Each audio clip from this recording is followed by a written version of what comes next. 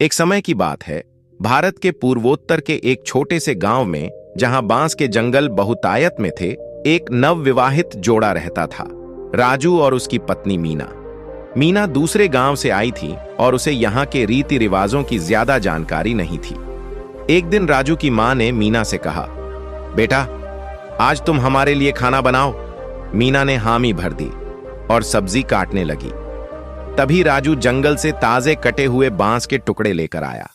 मीना ने पहले कभी बांस को सब्जी की तरह पकाते नहीं देखा था, इसलिए वह चौंक गई। उसने राजू से पूछा, क्या मैं इस बांस को पकाऊं? राजू ने हंसते हुए कहा, हाँ, बांस की करी बहुत स्वादिष्ट होती है। मेरी मां इसे बहुत अच्छे से बनाती है। मीना ने बिना सोचे समझे पूरे बांस को टुकड़ों में काटा और उसे उबालने के लिए पानी में डाल दिया। थोड़ी देर में उसे कुछ अजीब लगा। बांस बहुत सख्त था और पानी में बिल्कुल नहीं पक रहा था। जब राजू की मां आईं, तो उन्होंने देखा कि मीना ने बिना बांस की ऊपरी परत निकाले ही उसे पकाने की कोशिश की थी। उन्होंने हंसते हुए कहा, अरे बेटा, बांस पकाने से पहले उसकी सख्त परत उतारनी पड़ती है, नहीं तो वह नरम नहीं होगा। मीना को अपनी गलती का एहसास हुआ और उसने सास से सही तरीका सीखा।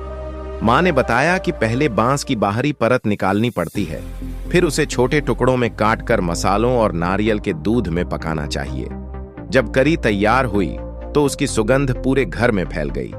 जब सबने उसे चखा तो मीना को बहुत खुशी हुई कि उसकी पहली बांस करी सबको बहुत पसंद आई।